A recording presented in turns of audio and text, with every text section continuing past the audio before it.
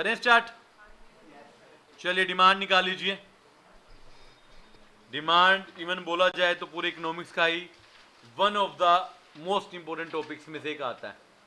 और यहां पे ना आपने डिमांड को ना और ज्यादा अच्छे से पढ़ना है। पूछो क्यों? जब आप डिमांड को करोगे तो आपका आधा सप्लाई भी ऑटोमेटिकली हो जाएगा। जस्ट उसका अपोजिट है। डिमांड होता क्या बच्चों ना, एक चीज होती है खाली डिजायर कि मेरी इच्छा है। अब ना सबसे पहला बेसिक क्वेश्चन आता है कि क्या खाली इच्छा करना डिमांड है? नहीं, खाली इच्छा डिमांड नहीं होती। तीन चीजें होनी चाहिए। कितनी चीजें? तीन। पहला डिजायर मतलब इच्छा, खरीदने की इच्छा। Ability to pay, purchasing power मतलब मेरे पास उतने पैसे होने चाहिए। And third willingness to spend. देखो खर्च करने की भी विलिंगनेस होनी चाहिए। आपकी जेब में 10 लाख रुपए हैं, आप एक गाड़ी लेने की, गाड़ी 10 लाख की है, मगर आप कहते हो गाड़ी 10 लाख के वर्थ नहीं है, मैं नहीं खर्च करना चाहता। आप गाड़ी लेना चाहते हो, पैसे भी हैं, मगर उस पर 10 लाख खर्च करना नहीं चाहते। समझ पा रहे हैं बात को? तो उसको बोलते हैं विलिंगनेस, अगर आप खर्च करना चाहते हो या नहीं। तीन चीजें, desire plus ability to pay plus willingness to spend is equal to demand. कहता है for an effective demand desire should be backed up by ability to pay and willingness to spend. आपके अंदर एबिलिटी भी होनी चाहिए और willingness भी होनी चाहिए। ये तीनों चीजें होंगी तो ही डिमांड क्रिएट होगी, नहीं तो डिमांड क्रिएट नहीं होगी। देखो बच्चों एक बार ये ना आपके सामने टेबल सा बनाया हमने, इसमें देखो डिमांड कहां पर है। डिमांड सिर्फ थर्ड वाले केस में है, क्योंकि वहां पर तीनों चीजें हैं। जहां पर कोई भी दो चीजें हैं, थर्ड नहीं है, वहां पर भी डिमांड नहीं होगी। जहां पर कोई एक चीज होगी या तीनों नहीं होगी, वहां पर भी डिमांड नहीं होगी। डिमांड के होने के लिए तीनों चीजों का होना जरूरी है। किस किस चीज का? डिजायर का, एबिलिटी टू पे का और विलिंगनेस टू स्पेंड का। क्लियर है सर? डिमांड का मीनिंग बताओ बच्चों। डिमांड को ना दो तरीके से हम कवर करेंगे, एक डिमांड और एक क्वांटिटी डिमांडेड, क्यूडी। डिमांड होता है, demand refers to the quantities of a commodity which a consumer is willing and able. देखो विलिंग एंड एबल दोनों आ गया ना, willing and able to buy at a different prices during a given period of time. कहते हैं particular period में अलग अलग प्राइस पर आप अलग अलग कितनी क्वांटिटी खरीदना चाहते हो, और विलिंग और आप खरीदना चाहते हो और आप एबल भी हो, उसको बोलते हैं डिमांड। क्या बोलते हैं? डिमांड। जैसे आप मार्केट में गए, अगर चॉकलेट 100 रुपए की आपने कहा एक दे दो, 50 की तो आपने कहा 2 दे दो, तो डिमांड होगी आपकी। सर फिर ये क्वांटिटी डिमांडेड क्या होती है? देखो डिमांड के अंदर क्या था, अलग अलग प्राइसेस पे अलग अलग क्वांटिटी थी। क्वांटिटी डिमांड का मतलब है singular quantity, specific quantity, particular quantity. कह रहे quantity which a consumer is able and willing to buy at a particular price. जब एक पर्टिकुलर प्राइस पे मैं पर्टिकुलर क्वांटिटी की बात करता हूं तो क्वांटिटी डिमांडेड है, और जब मैं डिफरेंट प्राइसेस पे डिफरेंट क्वांटिटीज की बात करता हूं तो वो क्या है? डिमांड। अब आपके कैसे समझाता हूं, देखो एग्जांपल देखो।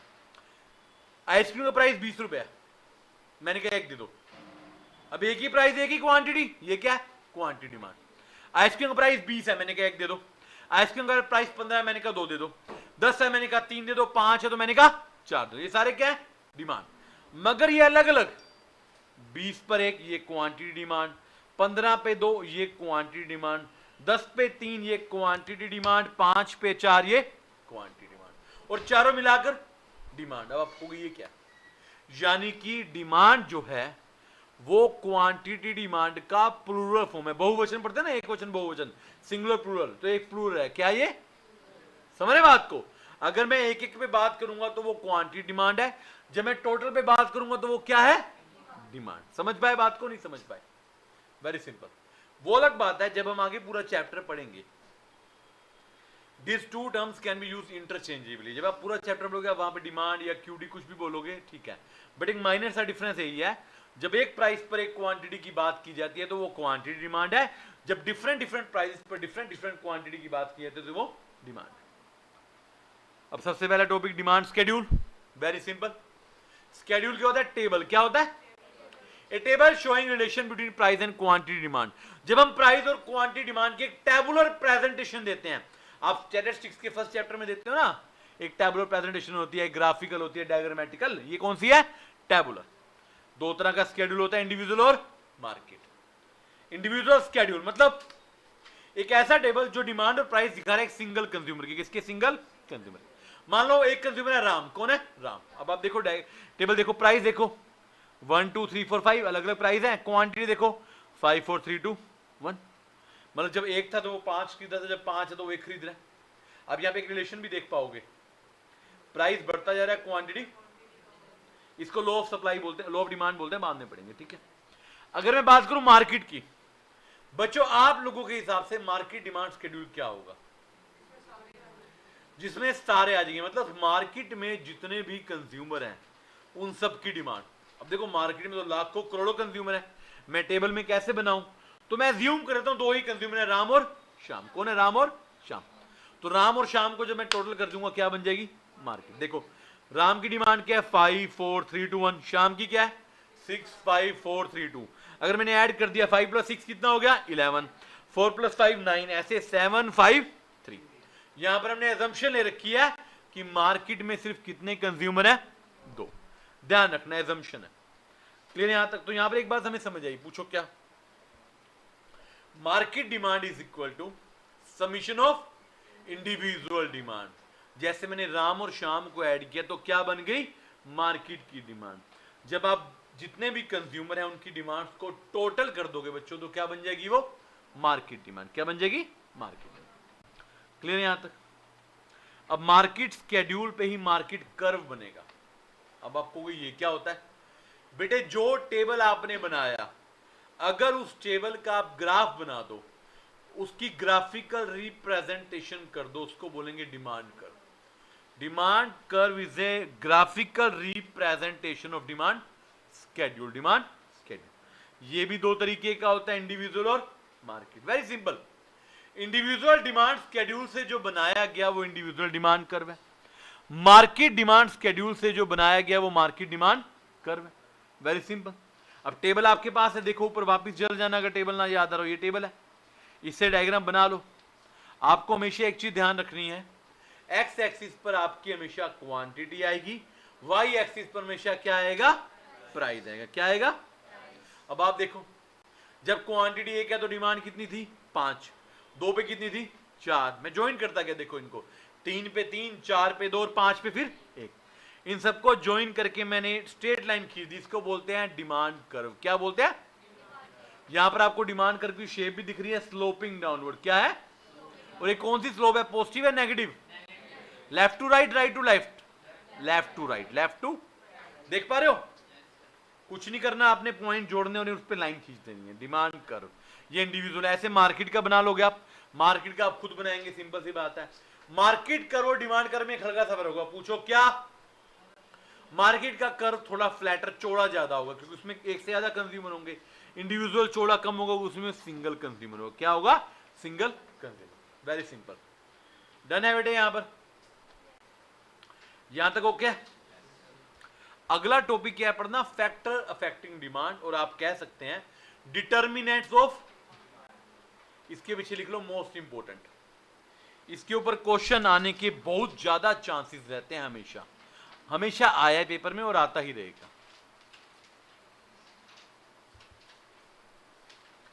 वैसे मैंने इसको बड़े अच्छे तरीके से फॉर्मूला बेस भी लिखवा रखा है, तो आपको बड़ी जल्दी समझ आ जाएगा, ये कोई ऐसी समस्या है नहीं। ठीक है? कौन कौन से ऐसे फैक्टर हैं जो डिमांड को अफेक्ट करते हैं? पहला देखिए, price of goods, on price, अपने खुद के प्राइस के अपना क्या रिलेशन होता है वो भी लिखवा रखा है, क्या इंपैक्ट होता है वो भी लिखवा रखा है मैंने। कहता है आपका अपने खुद के प्राइस के साथ इनवर्स रिलेशन है, इनवर्स या नेगेटिव, इनवर्स या नेगेटिव। मतलब प्राइस बढ़ेगा तो क्वांटिटी डिमांड कम हो जाएगी, प्राइस कम होगा तो क्वांटिटी डिमांड। देखो ह्यूमन नेचर है ऑब्वियसली ना, कोई चीज महंगी होगी तो आप कम खरीदोगे, सस्ती होगी तो आप ज्यादा खरीदोगे। दूसरा, ये सबसे इंपॉर्टेंट है, PR, price of related goods. Price of related goods वो गुड्स होते हैं जो आपकी डिमांड को अफेक्ट करते हैं। रिलेटेड गुड्स दो तरह के होते हैं, सब्स्टिट्यूट और कॉम्प्लीमेंट्री। सर ये क्या होते हैं? सब्स्टिट्यूट बच्चों गुड्स वो होते हैं जो एक दूसरे के स्थान पर यूज किए जा सकते हैं। फॉर एग्जाम्पल चाय या coffee, ball pen, gel pen, Pepsi Coke, दोनों ब्लैक हैं, राइट? ये होते हैं सब्स्टिट्यूट, एक दूसरे के स्थान पर।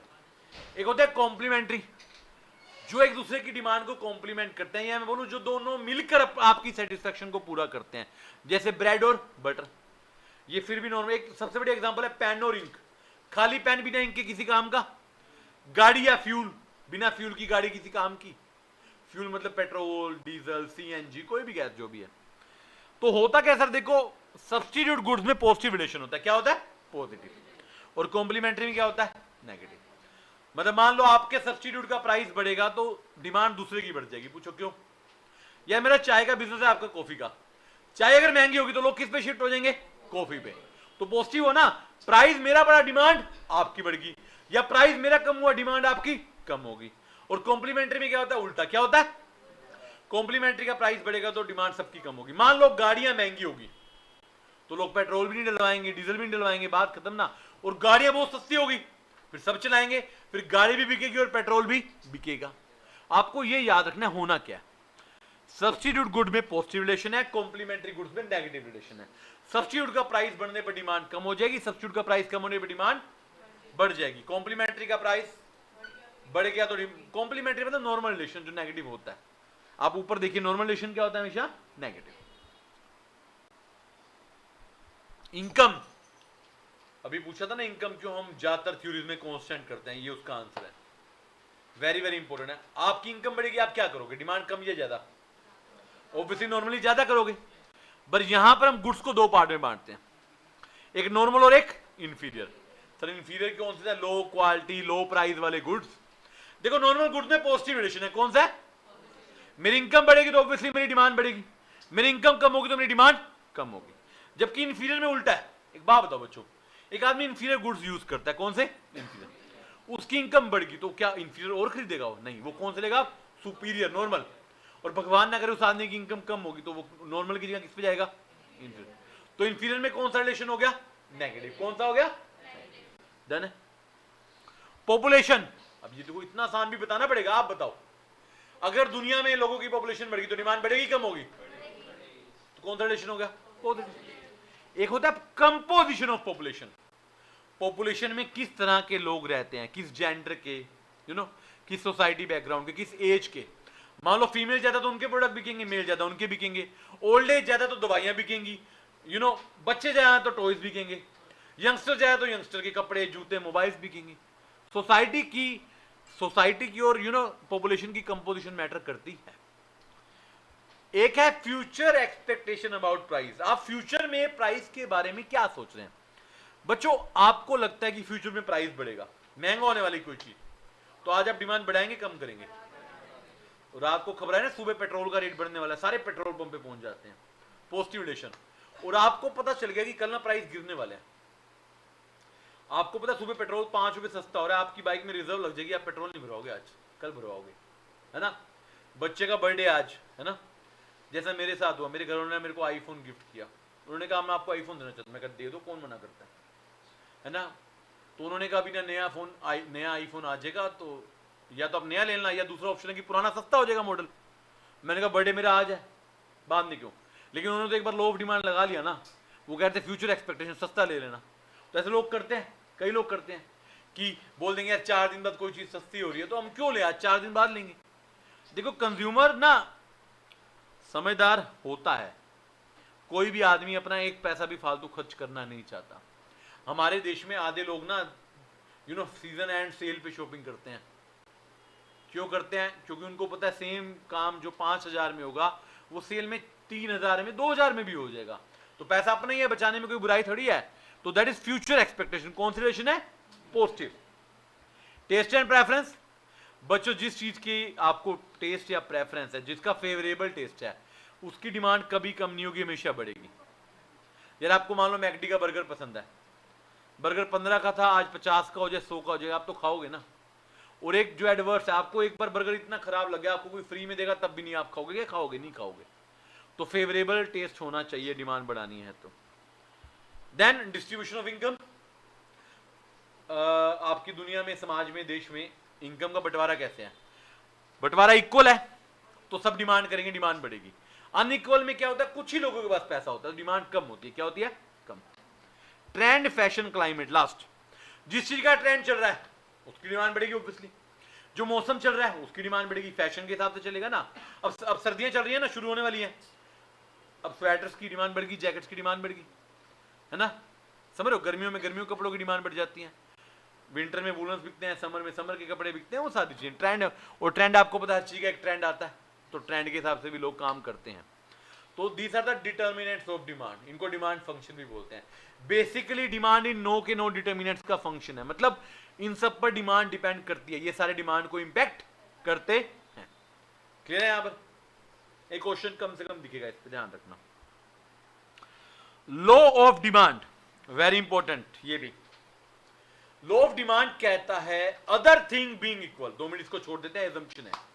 कहता है there is an inverse relation between the price and quantity demanded. कहता है इनवर्स रिलेशन है, जब प्राइस बढ़ता है तो क्वांटिटी डिमांड कम हो जाती है, प्राइस कम होता है क्वांटिटी डिमांड बढ़ जाती है। बात ऑलरेडी हम डिस्कस कर चुके हैं, नहीं कर सके। सर ये अदर थिंग्स बीइंग इक्वल का मतलब क्या है? इसका ना एक लैटिन में नाम है सेट्रिस पैरिबस, याद है आपको? सेट्रिस पैरिबस, पेपर में क्वेश्चन आता है कि सेट्रिस पैरिबस का नाम बताओ, मतलब अदर थिंग्स बीइंग इक्वल।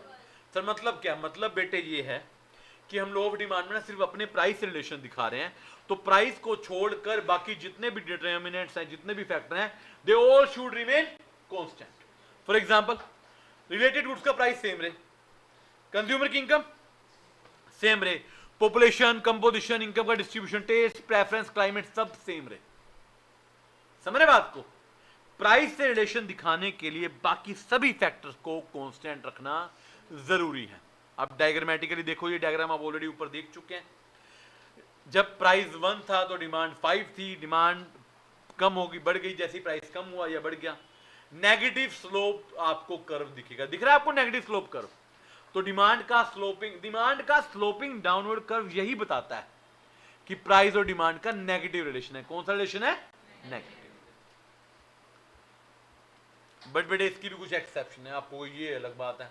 हर एक लॉ में असम्पशन भी आती है और एक्सेप्शन भी। एक्सेप्शन का मतलब जहां पर लॉ ऑफ डिमांड काम नहीं करेगा, मतलब जहां पर चीज महंगी होने पर भी आप कम नहीं करोगे और सस्ती होने पर भी ज्यादा।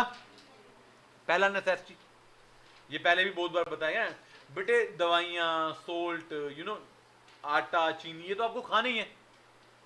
नमक, मैंने बचपन में 5 रुपए का नमक देखा खुद, आज शायद 30 रुपए के आसपास पहुंच गया। अब लोगों ने नमक खाना तो छोड़ नहीं दिया, छोड़ भी नहीं सकते, नेसेसिटी है। आपको डॉक्टर ने दवाई लिख के दी, दवाई खानी बंद कर दोगे? दवाई सस्ती मिल गई, 2 थोड़ी खा लोगे? लॉ ऑफ डिमांड नहीं लगेगा। ऐसे इमरजेंसी, रात को आप इमरजेंसी में हॉस्पिटल लगे, हॉस्पिटल वाला फीस ज्यादा लेगा। आप इमरजेंसी में एयर टिकट बुक कराओ, महंगी मिलती है। कर्फ्यू लग गया, लॉकडाउन लग गया, सामान महंगा हो जाता है। तो भैया इमरजेंसी का मतलब ये है कि महंगा है। उसमें आप रात को, मान लो मेडिकल स्टोर बंद है, एक ही दुकान खुली पूरे शहर में, आपको दवाई चाहिए इमरजेंसी, वो 100 रुपए की दवाई 200 में दे रहा है। आप क्या लॉ ऑफ डिमांड बना के दिखाओगे डायग्राम? आपने दवाई ज्यादा कर दी, मैं डिमांड कम कर दूंगा। वो कहेगा ना ले, फिर जरूरत आपको है, इमरजेंसी आपकी है ना, you need to understand that. Third,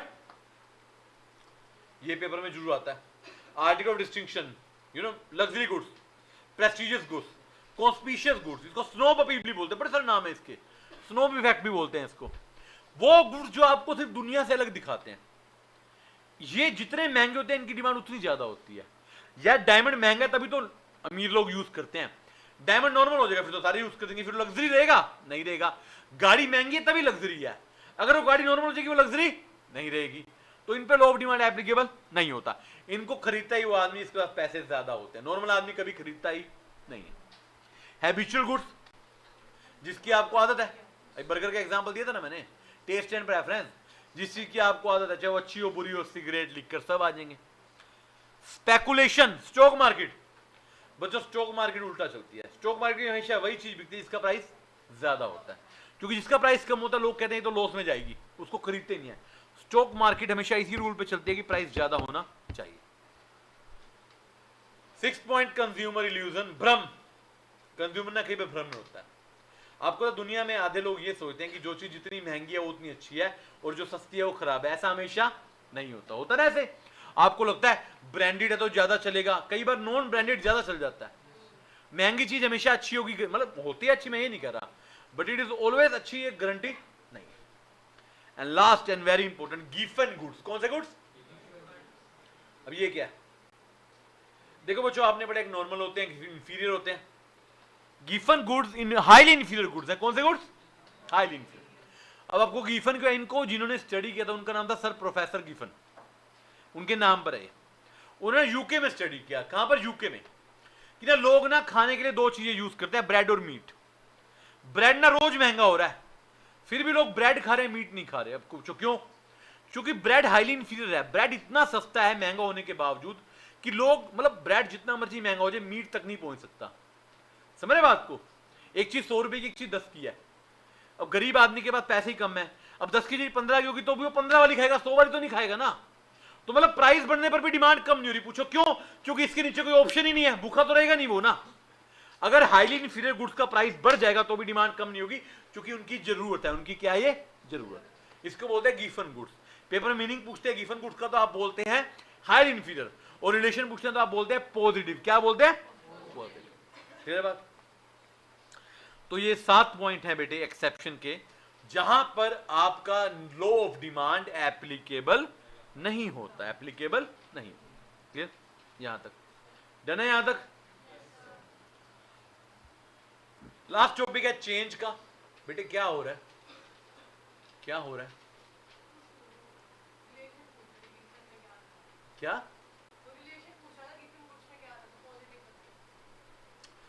मतलब मेरे से नहीं पूछना, आपस में पूछना तो पूछे। तो चेंज बेटे, चेंज होता है डिमांड में, उसको दो कैटेगरी में डालते हैं। एक होता है चेंज इन क्वांटिटी डिमांडेड, एक होता है चेंज इन डिमांड।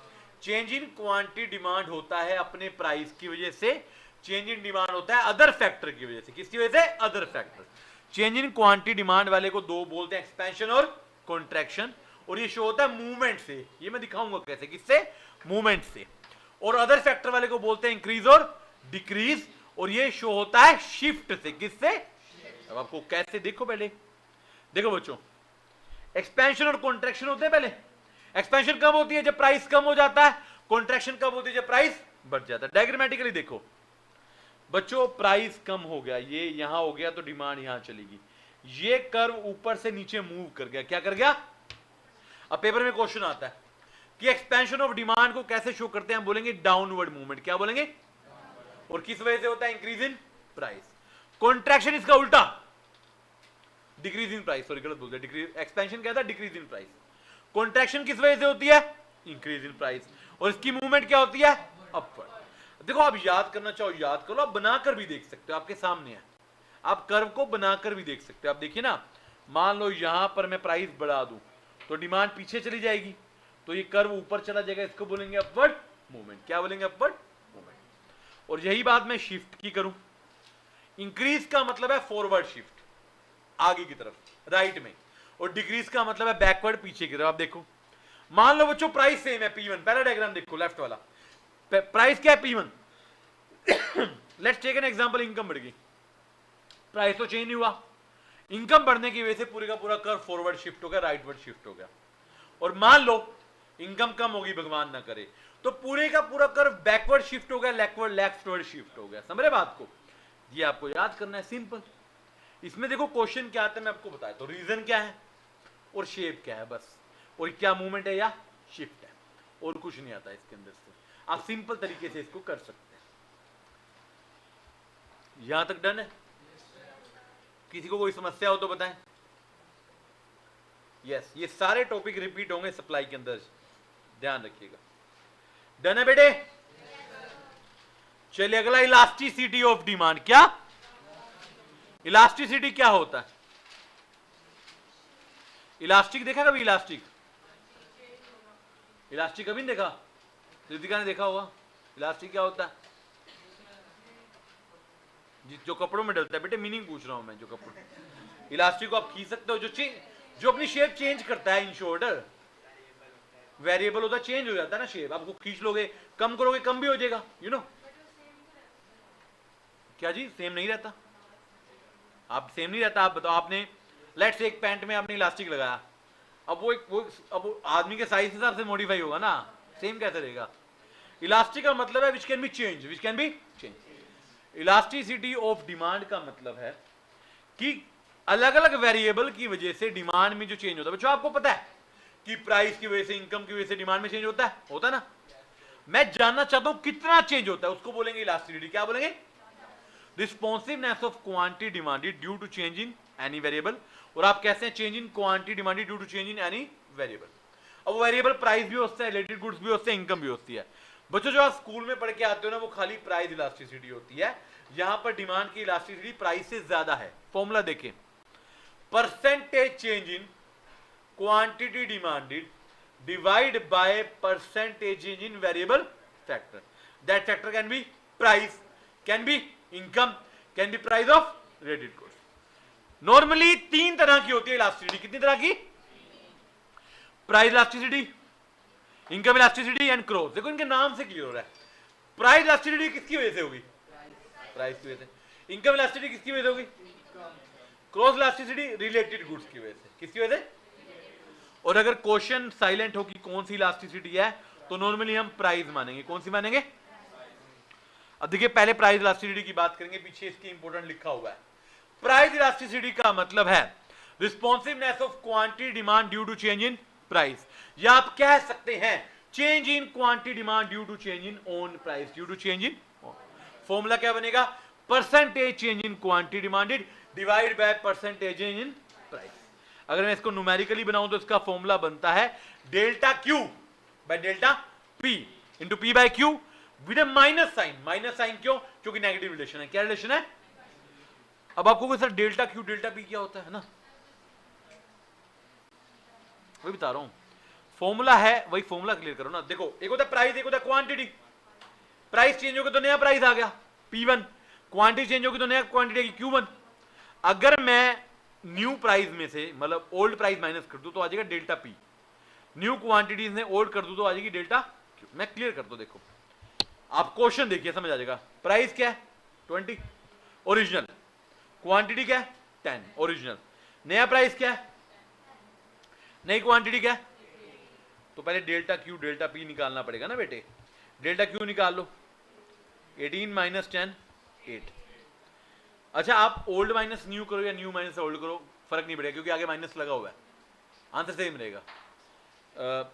10 माइनस 20, यही हो गया।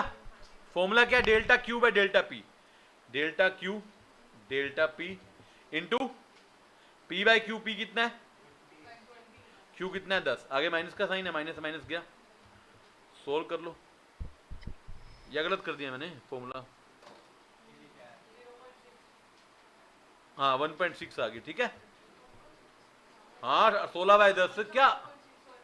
तो 1.6 का देखो अभी आपको ना इसका मतलब नहीं पता होगा अगर आपने पहली बार पढ़ा तो। 1 का मतलब वो 1 से ऊपर होता है मतलब इलास्टिक। क्या होता है? इलास्टिक। ये फॉर्मूला क्लियर हुआ? फॉर्मूला ये पेपर में आएगा और आप सोल्व करेंगे। यस बच्चे,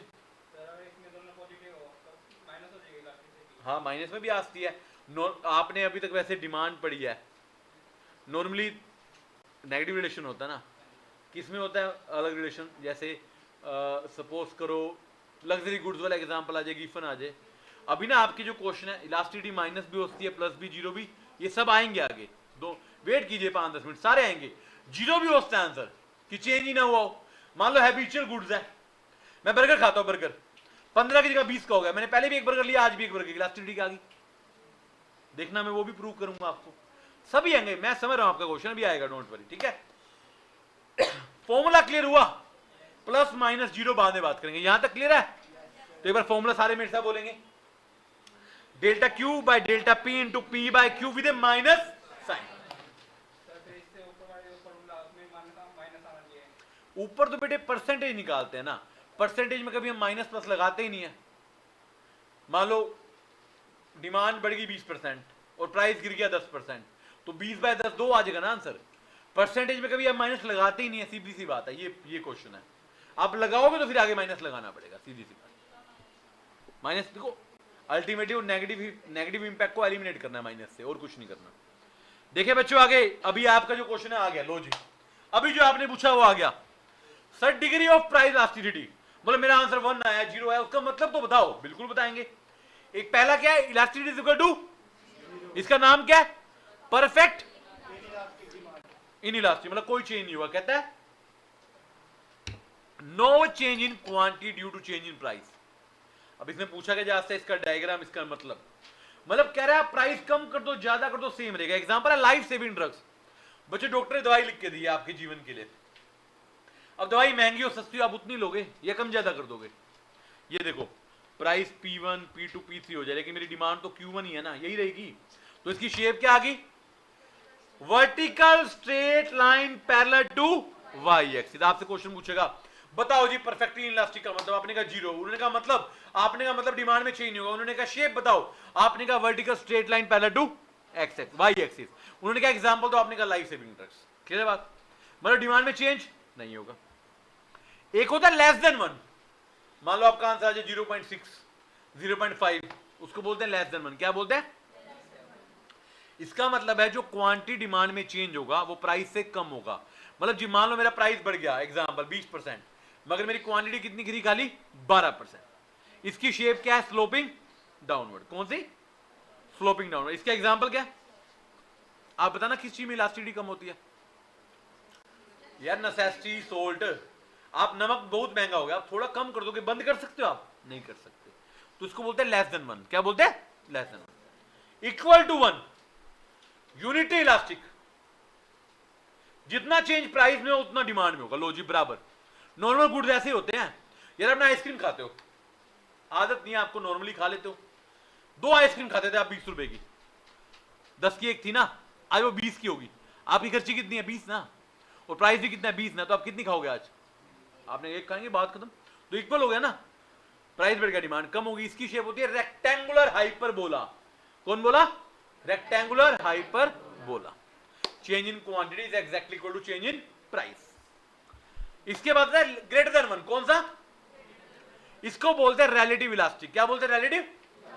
मतलब आपने प्राइस चेंज किया तो डिमांड में ज्यादा चेंज होगा। मतलब आपने मान लो प्राइस बढ़ा दिया 20%, मैं डिमांड 30 35 40 गिरा दूंगा। अब ये क्या होता है? ये होता है लग्जरी गुड्स। क्या होता है?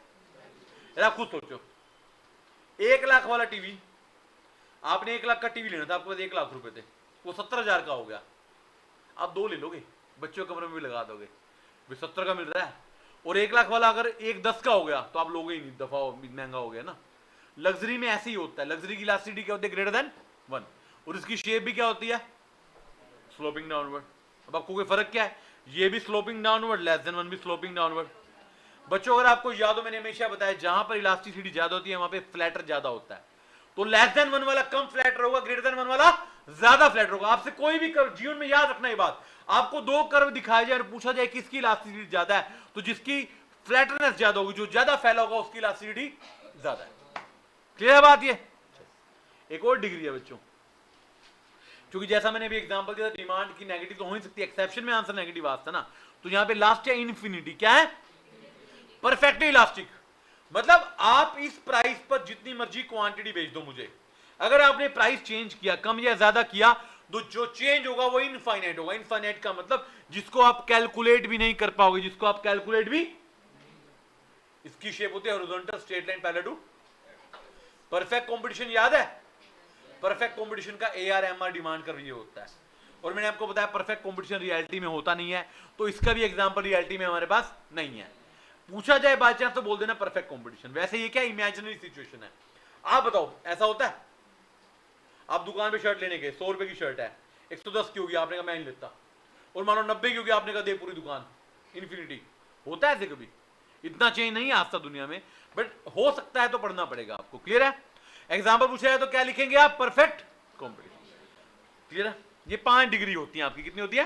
5। अब बात है, क्या कुछ फैक्टर हैं जो प्राइस इलास्टिसिटी को अफेक्ट करते हैं? करते हैं, बिल्कुल करते हैं। बेटे ना समझे तो आगे पूछना। साथ वाले को आता तो साथ ना बैठा होता, वो आगे बैठा होता। क्यों देवशी? या पर्सनल बात कर रहे थे? बात नहीं की आपने? इल्यूजन, भ्रम हो गया मुझे ऐसे। क्या जरूरत है एक दूसरे को देखने की? कोई लॉजिक है? चलिए फर्स्ट बातें नहीं, बड़े ध्यान से देखिए, कौन कौन से फैक्टर हैं जो बताते हैं इलास्टिसिटी होगी नहीं होगी। पहला, अवेलेबिलिटी ऑफ। एक बात बताओ बच्चों, जिस चीज का सब्स्टिट्यूट अवेलेबल है वो इलास्टिक होगा या नहीं होगा? होगा।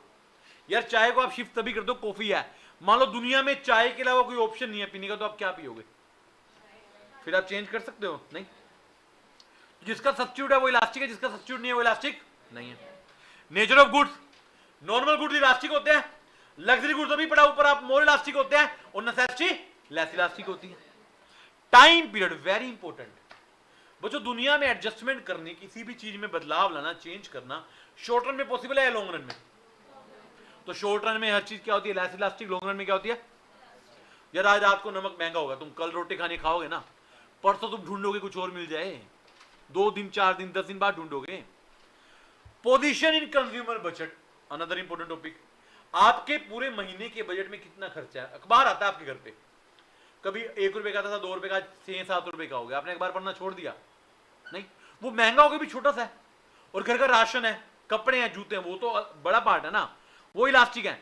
कह रहा आपके टोटल बजट में जितना जितना जिसकी पोजीशन छोटी है वो कम इलास्टिक है, जिसकी पोजीशन जितनी बड़ी है वो ज्यादा इलास्टिक है। याद रखिएगा। हैबिट्स, जो आपके हैबिचुअल गुड्स होते हैं वो जनरली क्या होते हैं? In elastic. जनरली क्या होते हैं? And then price range, range क्या है उसके प्राइस की? बच्चों नॉर्मल गुड्स इलास्टिक होते हैं और बहुत ज्यादा महंगे गुड्स भी इन इलास्टिक होते हैं। नॉर्मल लोग देखो हमारे लिए वो लग्जरी है, जो उसको खरीद पा रहा है उसके लिए थोड़ी लग्जरी है, वो खरीदता ही जिसके पास पैसे हैं। तो बहुत कम प्राइस होना और बहुत ज्यादा प्राइस होना दोनों ही क्या है? In elastic. दोनों ही क्या है? वो दुनिया में कहते हैं ना गरीब मरता है ना अमीर मरता है, मरता कौन है? Middle class. कौन मरता है? Middle class. And last, number of use. Economics के फर्स्ट लेक्चर में पढ़ाता हूं मैं, मिल्क का एग्जांपल लेके। इलास्टिक वो चीज होती है जिसके एक से ज्यादा यूज होते हैं, जिसका एक ही यूज है वो इन इलास्टिक होता है। दूध मान लो जीवन में सिर्फ पीने के काम होते, तो आप पीते ना, अब सोचना पड़ता है, चेंज करते हो ना, आज मिठाई बना लो, आज दही बना लो, पनीर बना लो, घी बना लो, मक्खन बना लो। जिस चीज का कोई और यूज नहीं है हमेशा क्या होगा? इन इलास्टिक या लेस इलास्टिक। जिसके मल्टीपल यूज होंगे, एक से ज्यादा यूज होंगे, वो क्या होगा? क्योंकि उसको चेंज करने की पॉसिबिलिटी है, अदरवाइज चेंज करने की पॉसिबिलिटी नहीं। क्लियर बात?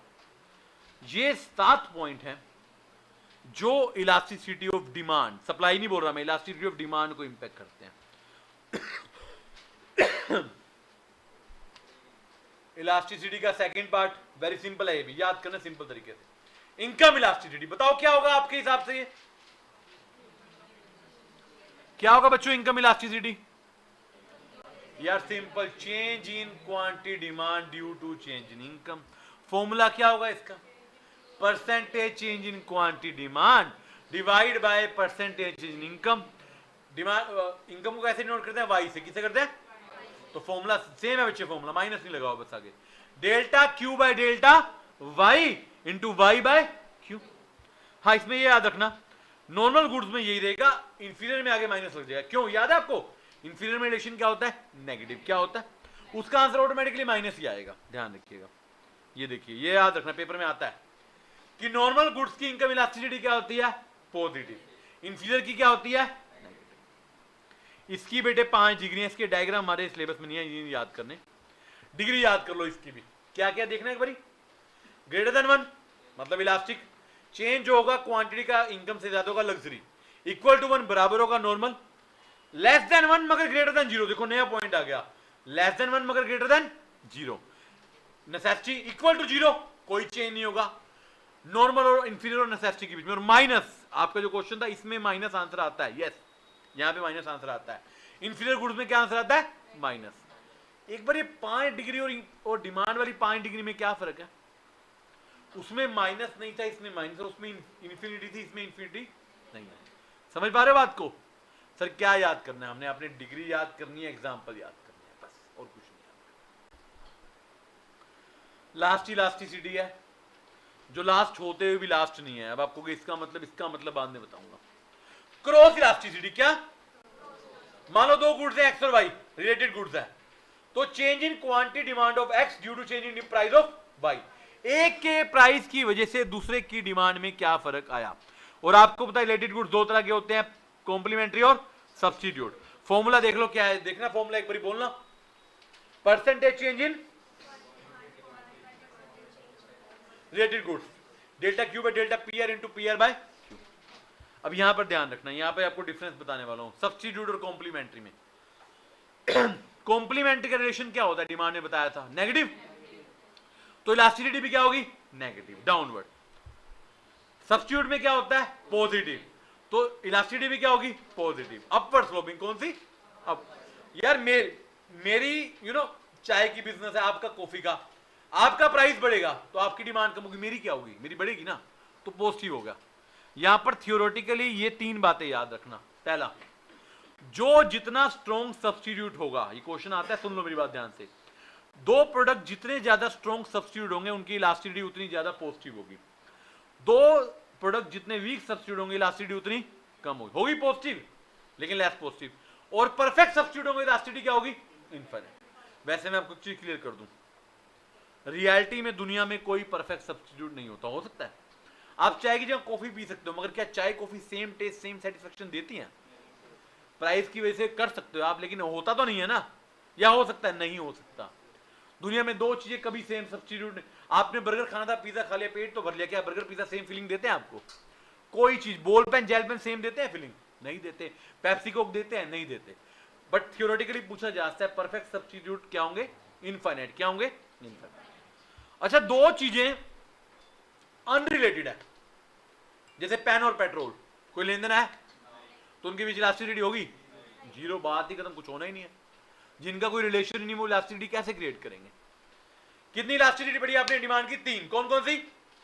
प्राइस, इनकम, इसके अलावा 4 हैं, एक और है 4th, as per ICAI institute ने अपने सिलेबस में एक और दिया, उसको बोलते हैं एडवर्टीजमेंट इलास्टिसिटी। आजकल जमाना है ना, promotion, branding, advertisement campaign, ad करिए आपने, तो कहता है change in quantity demand due to change in advertisement expenditure. Ad करोगे तो क्या फायदा मिलेगा वो पूछा जा रहा है। तो इसका फॉर्मूला क्या होगा? एक खूबसूरत बात बताऊं, एडवर्टाइजिंग इलास्टिसिटी हमेशा पॉजिटिव होती है। पूछो कैसे? यार एडवर्टीजमेंट आपको फायदा देगी, नहीं भी देगी तो जीरो देगी। एडवर्टीजमेंट आपको माइनस थोड़ी कर सकती है। मतलब ऐसा तो कि आपने ऐड की और बिजनेस गिर गया, ऐसा तो नहीं हो सकता प्रैक्टिकली। ऐड फायदा पहुंचाएगी या नहीं पहुंचाएगी, और जीरो भी अपने आप में क्या होता है, पॉजिटिव बोल सकते हैं। तो इसकी 4 डिग्री है। कितनी डिग्री है? पहली क्या है? जीरो, कोई फायदा नहीं मिला। 1 का मतलब जितना खर्चा किया उतनी क्वांटिटी बढ़ गई।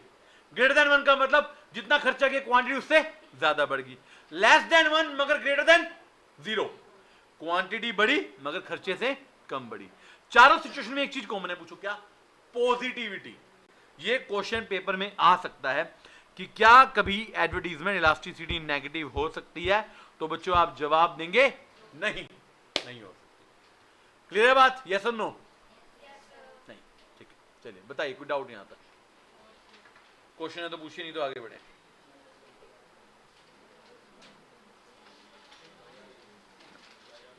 यस, आप बता दो, आपकी सेल 1 लाख रुपए है, आपने कल ऐड कर दी, उसकी वजह से कम हो सकती है।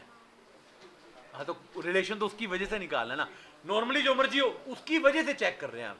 इलास्टिसिटी 2 वेरिएबल के बीच का रिलेशन है ना, डिमांड और एडवर्टाइजमेंट के खर्चे का, उसकी वजह से कम हो सकती है। हमने आपकी ऐड देखी, हमको ऐड पसंद नहीं है, हम आपका सामान नहीं खरीदेंगे, ऐसा थोड़ी होता है। वैसे डाउन हो जाए अलग मैटर है, उसकी वजह से चेक करो। मतलब आपको रीजन ढूंढना पड़ेगा, क्या रीजन एडवर्टीजमेंट है, हाँ तो फिर वो काउंट नहीं होगी यहाँ पर। फिर कोई और रीजन होगा, प्राइस होगा, इनकम होगा, कुछ भी हो सकता है, टेस्ट प्रेफरेंस भी हो सकता है। हाँ जी, क्या बातें कर रहे हो? हमसे भी कर लो यार, हम भी सुन ले थोड़ा सा। चलिए अब देखिए सप्लाई। अभी ना इसमें एक टॉपिक रहता है डिमांड में, 1-2 टॉपिक रहते हैं छोटे मोटे, जैसे मेथड ऑफ इलास्टिसिटी आगे आएगा, डिमांड फोरकास्टिंग आगे आएगा, टाइप्स ऑफ डिमांड आगे आएंगे। पहले छोटा सप्लाई को साइड कर देते हैं। अब आपने डिमांड पढ़ ली ना, पढ़ ली? मैं सप्लाई को थोड़ा फास्ट ट्रैक लेके जा रहा हूं, क्योंकि ऑलमोस्ट सेम मिलेगा आपको। सप्लाई क्या होता है? देखो बच्चों, दिमाग पे थोड़ा सा जोर डाल के चेंज कर लो। आपने डिमांड पढ़ते हुए पढ़ाते हुए एक ही बात सोची थी, कंज्यूमर कंज्यूमर कंज्यूमर। अब आप सोचेंगे प्रोड्यूसर प्रोड्यूसर, सेलर सेलर। यहां पर सोच, अब हम सेलर बन गए। कौन बन गए? सेलर। तो सप्लाई का मतलब है the quantities of a commodity which a seller is able and willing to sell at different possible prices during a given period of time. जैसे डिमांड थी कि अलग अलग प्राइस पे कितनी क्वांटिटी आप विलिंग और एबल थे खरीदने के लिए, यहां पर बेचने के लिए, यहां पर बेचने के लिए। यहां पर भी 2 बातें, क्वांटिटी डिमांड और क्वांटिटी सप्लाई और सप्लाई। क्या फर्क होगा याद करो यार, जब एक पर्टिकुलर प्राइस पे सप्लाई होगी तो वो सप्लाई क्वांटिटी, अलग अलग प्राइस पे होगी तो सप्लाई, डिमांड की तरह। मतलब supply is a plural form of quantity. Example देख लो, 10 का प्राइस है, प्रोड्यूसर कहता है 20 बेचूंगा, 20 पे 200 बेचूंगा, 30 पे 300 बेचूंगा, 40 पे 400, 50 पे 500। ये सारे अलग अलग क्या है, क्वांटिटी सप्लाई, और इकट्ठे क्या है, सप्लाई। और यहां पर एक चीज देख लीजिए, डिमांड का उल्टा चल रहा है। कंज्यूमर हर चीज सस्ती जाता है, प्रोड्यूसर हर चीज महंगी बेचना चाहता है। यहां पर प्राइस बढ़ने पर सप्लाई बढ़ रही है, पॉजिटिव रिलेशन। कौन सा रिलेशन, इसको बोलते हैं लॉ ऑफ सप्लाई। आएगा आगे। इससे पहले मैं आगे बढ़ू, एक टॉपिक मेरा आखिरी टॉपिक है जो नया है, बाकी सब डिमांड वाले हैं। Stock and supply. अकाउंट्स वाले बच्चे हो आप, कॉमर्स वाले बच्चे, स्टॉक का मतलब बताओ और उसको सप्लाई से डिफरेंशिएट करके बताओ। जो क्वांटिटी आपके पास पड़ी है, अवेलेबल है, वो स्टॉक है, और जितना प्राइस पर बेचना चाहते हो वो सप्लाई है। जो थोड़ी आप सारा बेचना चाहोगे। मान लो आपके पास 5000 केजी सामान पड़ा है, वो स्टॉक है। आपने कहा इस प्राइस पे मैं अभी सिर्फ 2000 बेचना चाहता हूं, तो वो क्या है, सप्लाई। तो यानी कि supply is always a part of stock. एक बात बताओ, क्या आप स्टॉक से ज्यादा सप्लाई कर सकते हो? अब आपको कोई खरीद के करेंगे, खरीदोगे तो भी तो स्टॉक में ऐड होगा पहले। जो चीज मेरे पास है नहीं, क्या मैं बेच सकता हूं? नहीं बेच सकता प्रैक्टिकली। तो थ्योरेटिकल क्वेश्चन मिल गया, supply is A part of stock. अब देखिए सेम डिमांड शेड्यूल था, यहां सप्लाई शेड्यूल है।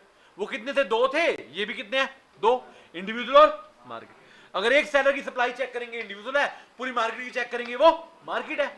मान लो एक सेलर है राम, कौन है, तो मैंने कहा 10 पे 10, 20 पे 20, 30 पे 30, 40 पे 40, 50 पे 50, ये इंडिविजुअल है। फिर मैंने एज्यूम कर लिया कि मार्केट में 2 ही सेलर हैं, राम और श्याम।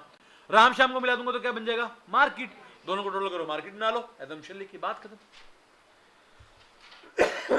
सप्लाई कर्व क्या होगा, graphical representation of supply schedule. अब करो का देखो, सेम पहले इंडिविजुअल का बना लो। फर्क क्या है, देखो ध्यान से देखो बच्चे, डिमांड वाला लेफ्ट टू राइट नीचे गिरा था, ये ऊपर जा रहा है, ये ऊपर जा रहा है, क्योंकि कौन सा रिलेशन है, पॉजिटिव। ऐसे मार्केट वाला भी ऊपर जाएगा, फर्क क्या होगा, वो ज्यादा फ्लैटर होगा। ये ध्यान से देखना, इसमें ना 2-3 फैक्टर ही कॉमन होंगे, बाकी अलग होंगे। जनरली 2 या 3 सेम मिलेंगे। अब सप्लाई को भी तो अफेक्ट करते हैं फैक्टर, सप्लाई फंक्शन बोल लो, डिटर्मिनेंट्स ऑफ सप्लाई बोल लो। पहला ऑन प्राइस। बच्चों आपके हिसाब से खुद के प्राइस से क्या रिलेशन है, प्राइस बढ़ेगा सप्लाई बढ़ जाएगी, बात खत्म। रिलेटेड में क्या, वही सेम 2, सब्स्टिट्यूट और कॉम्प्लीमेंट्री। देखो आप इसका याद करने का एक तरीका और है, या समझ लो यार, डिमांड का उल्टा कर दो। डिमांड में सब्स्टिट्यूट में क्या रिलेशन थी, पॉजिटिव, यहां क्या हो जाएगी, नेगेटिव। डिमांड में कॉम्प्लीमेंट्री में क्या थी, नेगेटिव, यहां क्या हो जाएगी, वेरी सिंपल। यार चाय महंगी होगी तो मैं क्या बेचूंगा, ऑब्वियसली मैं भी तो शिफ्ट मारूंगा, समझिए ना, उस हिसाब से चेंज कर लेंगे, बात खत्म। लेकिन चाय की सप्लाई तो कम कर दोगे ना उस समय। ये बड़ा इंपॉर्टेंट है। थर्ड बच्चों, cost of production, factor of production. बच्चों इनपुट बनाने की कॉस्ट। एक बात बताओ, एक सेलर का मोटिव क्या होता है, अल्टीमेटली प्रॉफिट कमाना। कॉस्ट बढ़ेगी तो प्रॉफिट कम होगा ज्यादा होगा, तो सप्लाई, कॉस्ट बढ़ेगी तो प्रॉफिट कम होगा ज्यादा होगा, तो सप्लाई कम कर दो, और प्रोडक्ट सस्ता बन गया तो सप्लाई ज्यादा, अल्टीमेटली प्रॉफिट कमाना है। ऐसे टेक्नोलॉजी, अच्छी टेक्नोलॉजी आ गई, टाइम बचाने वाली, कॉस्ट बचाने वाली, अपग्रेड होगी, सप्लाई क्या हो जाएगी, डिग्रेड होगी। तो गवर्नमेंट की पॉलिसी, सरकार ने आप पे टैक्स लगा दिया, प्रॉफिट कम हो गया, सप्लाई क्या कर दोगे, कम। सरकार ने सब्सिडी दी, सरकार ने कहा टैक्स माफ, लो जी जीएसटी लो, आपने कहा लो मुझे सप्लाई बढ़ा देंगे। अदर है बिजनेस साइकिल। बच्चों बूम में क्या होता है, बूम याद है आपको, एक्सपेंशन है, और रिसेशन में क्या होता है, कम होती है। Sellers expectation about future price. आपको लग रहा है प्राइस कल बढ़ेगा, तो आज आप सप्लाई क्या करेंगे, कम। आपने कल ही बेचूंगा, और आपको पता है सप्लाई कम होगी और प्राइस कम हो गया, होने वाला है, आप सारा स्टॉक आज निकाल दोगे, भाई मैंने तो महंगा खरीद रखा है, आज ही निकाल देते हैं। नंबर ऑफ फर्म्स, मार्केट में सेलर ज्यादा होंगे, सप्लाई क्या होगी, यार 10 की जगह 50 दुकानें, सप्लाई बढ़ेगी, 50 से 10 होगी, सप्लाई कम होगी। देन गोल ऑफ फर्म, आपका टारगेट क्या है। देखो बीसीके में पढ़ते हैं ना हम, हमारे 2 टारगेट होते हैं, सेल्स मैक्सिमाइजेशन, प्रॉफिट मैक्सिमाइजेशन। एक होता है प्रॉफिट कमाना है, चाहे कम बेचूंगा महंगा बेचूंगा। एक होता है कि पहले सेल्स कर लो, प्रॉफिट बाद में देख लेंगे। तो सेल्स मैक्सिमाइजेशन में सप्लाई क्या होती है, ज्यादा, प्रॉफिट मैक्सिमाइजेशन में सप्लाई क्या होती है, जैसे 5 स्टार रेस्टोरेंट, वो प्रॉफिट मैक्सिमाइजेशन करता है, एक ठेले वाला सेल्स मैक्सिमाइजेशन करता है, शायद वो उससे भी ज्यादा कमा ले क्योंकि उसकी नंबर ऑफ क्वांटिटी ज्यादा है। क्लियर है बात। तो ये फैक्टर हो गए। आगे भाई लॉ ऑफ डिमांड था, ये क्या होगा, law of other things being equal there is a positive relation between price and quantity supplied, price बढ़ेगा सप्लाई बढ़ेगी, प्राइस कम होगा सप्लाई कम होगी। बेटे एजम्पशन क्या होती है अदर थिंग्स, वही सेम। प्राइस को छोड़कर बाकी सभी फैक्टर क्या रहने चाहिए, क्या रहना चाहिए। देखो अपवर्ड स्लोपिंग डायग्राम बनेगा। क्या इसकी एक्सेप्शन आएंगी? यस, इसकी भी 4 एक्सेप्शन है। कितनी एक्सेप्शन है? कौन कौन सी? बच्चे एक बात बताओ, पेरिशेबल गुड्स क्या होते हैं? अब कोई चीज खराब होने वाली है, उसका वेट करोगे, प्राइस मिलने का या बेच दोगे? दूसरा एग्रीकल्चर गुड्स, एग्रीकल्चर गुड्स भी काइंड ऑफ पेरिशेबल होते हैं, तो उनको भी बेचना पड़ता है।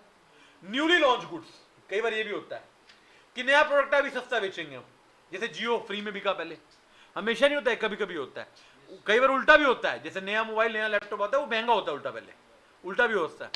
और आर्टिकल ऑफ डिस्टिंक्शन, बेटे डिस्टिंक्शन है क्योंकि इनकी लिमिटेड क्वांटिटी है, ऐसा नहीं कि प्राइस मिलने में बढ़ा दीजिए, ये बड़ी लिमिटेड क्वांटिटी। अब देखा है कभी कई बार ना टीवी में आती है मोबाइल की, घड़ियों की, वो गोल्ड का आईफोन आता है, उस पर लिखा होता है लिमिटेड एडिशन, कि बड़े लिमिटेड से निकालते हैं, है ना। जैसे वर्ल्ड कप आया था तो वर्ल्ड कप की थम्स अप अलग से आई थी, उस पर लिखा होता है लिमिटेड एडिशन। कपड़े भी आते हैं ऐसे ट्रॉफीज वाले, थोड़ा लिमिटेड से निकले, लेना ले लो, ज्यादा नहीं निकले। तो ये सारी एक्सेप्शन है लॉ ऑफ सप्लाई की, लॉ ऑफ सप्लाई। चेंज, अरे ये तो सेम है, यस, जैसे चेंज इन क्वांटिटी डिमांड था, चेंज इन क्वांटिटी सप्लाइड होगा, चेंज इन डिमांड था, चेंज इन याद करो क्वांटिटी में चेंज कब होता है? अपने प्राइस की वजह से। दो होते हैं, एक्सपेंशन और कॉन्ट्रैक्शन। कैसे शो होते हैं? मूवमेंट से। चेंज कब होता है? अदर फैक्टर की वजह से, वो किससे शो होता है? और क्या होता है? इंक्रीज और डिक्रीज। देख लो सेम है, ये देखो प्राइस बढ़ गया, क्वांटिटी बढ़ गई, एक्सपेंशन। इसकी शेप याद रखनी है, अपवर्ड मूवमेंट। कौन सी मूवमेंट? अपवर्ड। प्राइस कम हो गया, सप्लाई कम होगी, डाउनवर्ड मूवमेंट। कौन सी?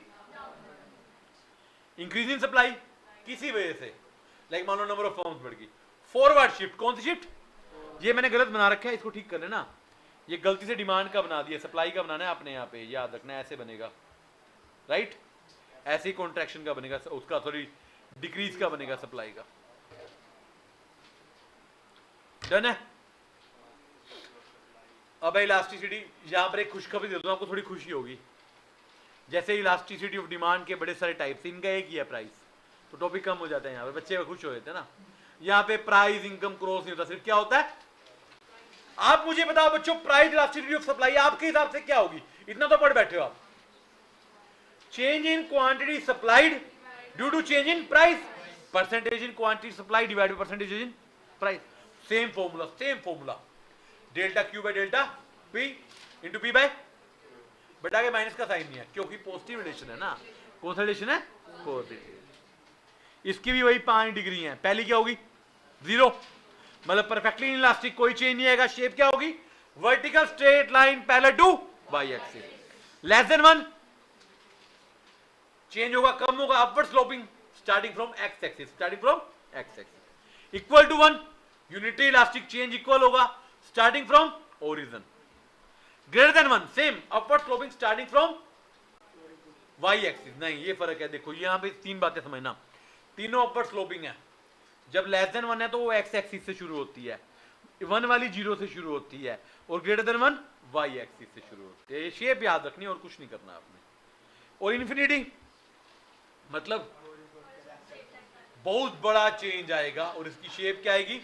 Horizontal straight line parallel to X axis. अब देखिए इसके भी 5-6 फैक्टर हैं, बड़े सिंपल से। पहला सेम है, सब्स्टिट्यूट होगा तो इलास्टिक होगा, नहीं होगा तो नहीं होगा। शॉर्ट रन में क्या होगा? लॉन्ग रन में क्या होगा? ये 2 सेम निकले, बाकी देखते हैं। बच्चों पॉसिबिलिटी ऑफ पोस्टपोनमेंट, क्या मैं इस चीज को पोस्टपोन करता हूं? अगर मैं किसी चीज को पोस्टपोन करता हूं तो वो इलास्टिक होगी, ऑब्वियसली चेंज करता हूं। अगर कोई चीज पोस्टपोन नहीं होती, मेरी मजबूरी है, तो वो क्या होगी? इनइलास्टिक या less elastic. Natural constant limitation, limited quantity है, इस बार बाढ़ आ गई, फसल कम हुई, तो ऑब्वियसली वो लेस इलास्टिक होगी। Nature of goods, perishable goods क्या होते हैं? पढ़ा था ना ऊपर अभी आपने एक्सेप्शन में। और नॉर्मल गुड्स क्या होते हैं? इलास्टिक।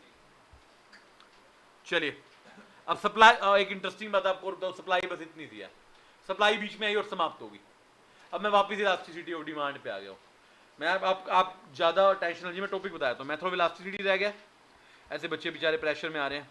डिमांड की डिस्टिंक्शन रह गया, ये बस खत्म है। इसके बाद आगे यूटिलिटी है बेटे, वो मैं ऑलरेडी करा चुका हूं पहले अलग लेक्चर में, यहीं तक कराना है। तो 2-3 टॉपिक हैं छोटे छोटे, घबराना नहीं, थोड़ा पेशेंस रखें। जीवन में सफल होने के लिए क्या चाहिए होता है? पेशेंस। क्या चाहिए होता है? पेशेंस रखो। वैसे तो ज्यादातर क्वेश्चन जितना टॉपिक हो चुका उसी में से ही आ सकते हैं। अब जो टॉपिक मैं करा रहा हूं इसमें से रैंडम 1 या 2 क्वेश्चन आ सकते हैं, लेकिन ऊपर वाले में आएंगे ही आएंगे। तो क्या टॉपिक है? इलास्टिसिटी के मेथड है। देखो पहली बात तो इसको भी समझना है क्योंकि प्रैक्टिकली एमसीक्यू आना है ना। 4 मेथड है, percentage method, point elasticity method, total expenditure method और arc elasticity method. Percentage method already कर रहे हो आप, आपने कर लिया, ये पता है आपको। Percentage change in quantity demand divide by percentage in, formula बताना, delta Q by delta P into P. बस ये तो आता है सर में, बिल्कुल आता है आपको। एक होता है पॉइंट इलास्टिसिटी, क्या? इसको बोलते हैं graphical method, straight line demand curve method या ट्रायंगल मेथड। इसमें ना हम एक ट्रायंगल बनाते हैं, स्ट्रेट लाइन डिमांड कर्व, उसके ना अलग अलग पॉइंट्स पे इलास्टिसिटी निकालते हैं। जैसे इस पे देखो 5 पॉइंट है, A B C D E. आपको ना इसके लिए एक फॉर्मूला याद करना है, lower segment divide by upper segment. आप ऊपर रखेंगे लोअर का हिस्सा, नीचे रखेंगे अपर का हिस्सा, बचना उल्टा कर, ध्यान रखना। न्यूमरेटर में आएगा लोअर सेगमेंट, डिनोमिनेटर में आएगा अपर सेगमेंट। फॉर्मूला क्या? मान लो ए पे करना है, बच्चों ए है, ए का फॉर्मूला क्या बनेगा? A E divide by A D. आपको दोनों बराबर दिख रहे हैं तो 1 है। देखो आप फॉर्मूला लगाओ या चुपचाप याद कर लो। आपसे पूछा जाए मिडल पॉइंट पे कर्व की इलास्टिसिटी क्या, आप कहेंगे 1। ई पॉइंट कौन सा है? ये। लोअर पॉइंट पे इलास्टिसिटी क्या है? लोएस्ट पे आप कहेंगे 0। डी क्या है? अपर पॉइंट, हाईएस्ट पॉइंट। इस पे क्या है? इंफिनिटी। इस पे ऐसे देखिए, इस पे लेस देन 1, इस पे ग्रेटर देन 1। आप हर एक में फॉर्मूला पुट करके देख सकते हो, आंसर आपका यही आएगा। या तो फॉर्मूले पुट कर लो या पांचों याद कर लो। 5 डिग्री में इस पे आपको दिखा रहा हूं, कितनी डिग्री दिखा रहा हूं? 5 डिग्री। इसको बोलते हैं पॉइंट इलास्टिसिटी मेथड। कौन सा मेथड? पॉइंट। थर्ड क्या? टोटल एक्सपेंडिचर या टोटल आउटले। इसमें ना बच्चों 3 चीजें निकलती हैं, 0 और इन्फिनिटी निकलती। या तो आंसर 1 आता है, या ग्रेटर देन 1 आता है, या लेस देन 1 आता है। निकलता कैसे? इसमें ना हम कंपेयर करते हैं रिलेशन प्राइस का और टोटल एक्सपेंडिचर का। मतलब प्राइस कैसे मूव करे और एक्सपेंडिचर कैसे मूव करे। आपको एक्सपेंडिचर क्या होता है? खर्चा। एक्सपेंडिचर कैसे निकलता है? Simple, price into quantity. अगर मैं प्राइस को क्वांटिटी से मल्टीप्लाई कर दूं तो एक्सपेंडिचर आ जाएगा मेरा? यस आ जाएगा ना। ये देखिए, मान लो बच्चों, देखो प्राइस 10 था, ओरिजिनल क्वांटिटी 8 थी, तो आप कितना खर्चा करते थे? 80 रुपए। कितना करते थे? बोलो यार। प्राइस 8 हो गया, क्वांटिटी 10 हो गई, अब कितना खर्चा करते हो? अब खर्चा चेंज हुआ तो यहां पे पॉइंट मिल गया। जब खर्चा चेंज नहीं होता इलास्टिसिटी क्या होती है? 1। याद कर लो। प्राइस बढ़ गया 12 हो गया और क्वांटिटी 6 होगी, खर्चा क्या हो गया? 72। अब प्राइस बढ़ा और खर्चा क्या हो गया? तो नेगेटिव रिलेशन हो गया ना, अपोजिट हो गया। प्राइस बढ़ गया, खर्चा कम हो गया। जब अपोजिट डायरेक्शन आ गई तो आपकी इलास्टिसिटी होगी ग्रेटर देन 1। क्या होगी? Greater than 1। प्राइस 12 हो गया और खर्चा 7 हो गया, 84 बन गया। क्या बन गया? तो खर्चा भी बढ़ गया, प्राइस बढ़ गया। कौन सी रिलेशन होगी? पॉजिटिव, तो इसको होगी लेस देन 1।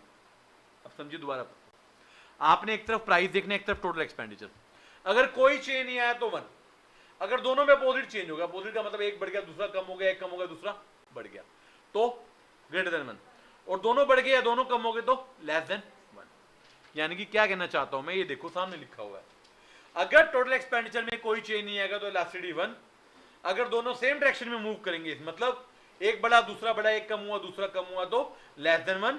अपोजिट डायरेक्शन में मूव करेंगे तो ग्रेटर देन 1। सर हमें पता कैसे चलेगा? क्वेश्चन में बेटे गिवन होगा, या तो टोटल एक्सपेंडिचर गिवन होगा या फिर प्राइस क्वांटिटी गिवन होगा, मल्टीप्लाई कर देना। कौन सी इतनी बड़ी दिक्कत है?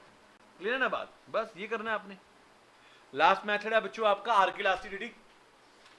आपके पास एक मेथड है delta Q by delta P into P by Q. एक और मेथड दे दिया मैंने आपको, Q1 minus Q2 divide by Q1 plus Q2 into P1 plus P2 divide by P1 minus 1 का मतलब ओल्ड है, 2 का मतलब न्यू है। मतलब Q1 का मतलब ओल्ड क्वांटिटी, Q2 का मतलब न्यू क्वांटिटी, P1 का मतलब ओल्ड प्राइस, P2 का मतलब न्यू प्राइस।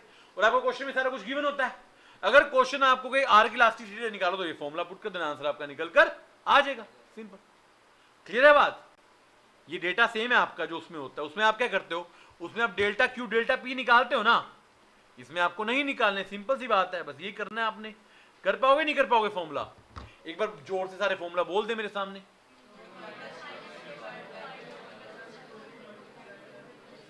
और इसमें कोई चीज मिसिंग नहीं होगी, क्वेश्चन में सारी चीजें गिवन होंगी, सारी चीजें क्वेश्चन में गिवन होंगी, डोंट वरी।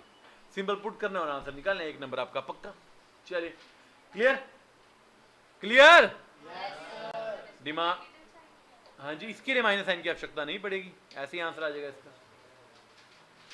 चलिए, डिमांड डिस्ट्रिक्शन, ये लास्ट टॉपिक है थ्योरी का, इसमें से आधी चीजें आपने पढ़ ली हैं ऑलरेडी, 5 मिनट गिन के भी लगेंगे, ठीक है?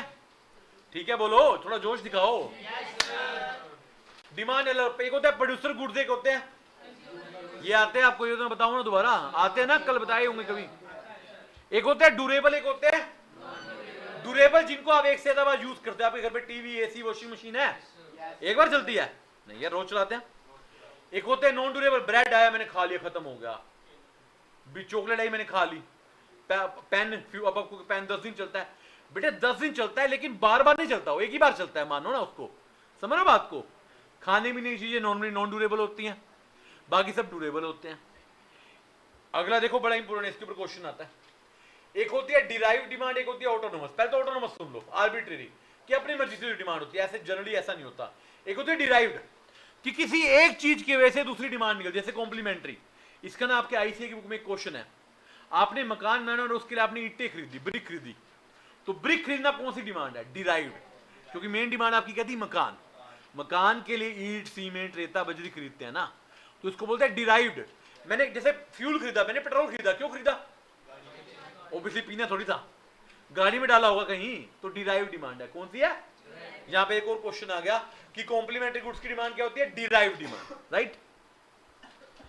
एक होती है इंडस्ट्री डिमांड, एक होती है फर्म डिमांड। जब एक सिंगल फर्म की बात करेंगे वो फर्म डिमांड है, सारों की बात करेंगे इंडस्ट्री डिमांड। जैसे एग्जांपल हो, हमने कहा बाटा कंपनी की जूतों की डिमांड, कौन सी डिमांड है? फर्म की। मैंने कहा पूरी शू इंडस्ट्री की डिमांड, ये कौन सी है? इंडस्ट्री। मैंने कहा आईफोन की डिमांड, आपने कहा फर्म। मैंने कहा पूरी दुनिया में जितने मोबाइल है सबकी डिमांड, इंडस्ट्री डिमांड। एक होती है शॉर्ट रन डिमांड, एक होती है long run demand. Short run demand जो प्राइस चेंज होने पर एकदम बदल सकती है, जैसे पेट्रोल का प्राइस। लॉन्ग रन जो जनरली चेंज नहीं होती या कम होती है, नेसेसिटी, सोल्ट, मतलब जिसको आप एकदम बदल सकते हो वो शॉर्ट रन है। जिसके लिए आप समय लेते हो, थोड़ा टाइम लेते हो, उसको बोलते हैं लॉन्ग रन। यार देखो, ये ना प्रोडक्शन के चैप्टर में ही पढ़ाया जाता है कि ना शॉर्ट रन लॉन्ग रन कहीं डिफाइन नहीं किया जाता, हर बिजनेस के हिसाब से, हर व्यक्ति के हिसाब से अलग होता है। किसी के लिए शॉर्ट रन 6 दिन हो सकता है, 6 महीने भी हो सकता है, समझ रहे बात को? मैक्सिमम जनरली 1 ईयर तक लेते हैं, बिजनेस का पॉइंट ऑफ व्यू। कंज्यूमर का कोई पॉइंट ऑफ व्यू नहीं है, कंज्यूमर का कोई पॉइंट ऑफ व्यू नहीं है, कंज्यूमर कभी भी चेंज कर सकता है ना। 6 मंथ टू 1 ईयर लेते हैं जनरली बिजनेस के लिए, कंज्यूमर के लिए कोई नहीं लेते हम जनरली। बट आप अपने हिसाब से देखिए यार, आप पेट्रोल है, आप क्या करोगे? आप बाइक चलानी कम करोगे, पैदल चल जाओगे, लेकिन आपका खाने पीने में ज़्यादा चेंज कर पाओगे? उसके लिए समय चाहिए।